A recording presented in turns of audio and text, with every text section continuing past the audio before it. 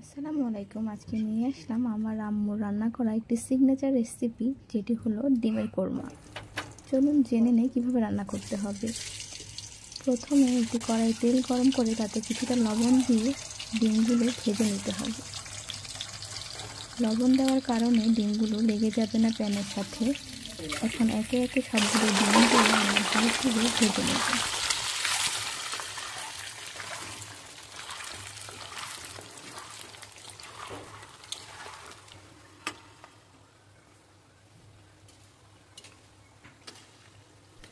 এরপর ভালোভাবে উল্টিয়ে দুই পাশ হালকা বাদামি করে ডিমগুলো ভেজে নিতে হবে। একে একে সবগুলো ডিম একটি পাত্রে তুলে নিন। এখন গরম তেলের মধ্যে পরিমাপ মতো পেঁয়াজ বাটা দিয়ে দিতে হবে।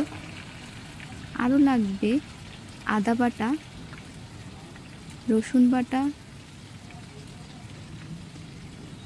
তারপর দিয়ে দিতে হবে লবণ, চিনি, গোলমরিচ এবং ভালোভাবে নাড়াচাড়া দিয়ে বেশ কিছুক্ষণ কষিয়ে নিতে হবে।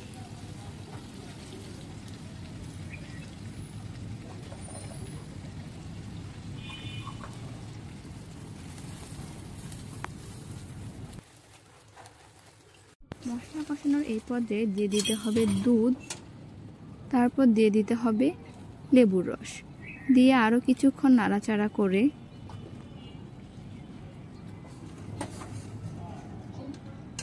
ডিমগুলো দিয়ে দিতে হবে। ডিমগুলো দিয়ে আরও বেশ কিছুক্ষণ ঢাকনা দিয়ে কষিয়ে নিতে হবে।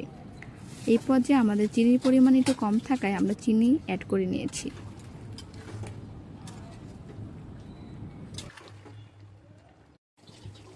সর্বশেষ কাঁচামরিচ দিয়ে আমাদের আরও কিছুক্ষণ রান্না করলে তৈরি হয়ে যাবে মজাদার ডিমের কোরমা।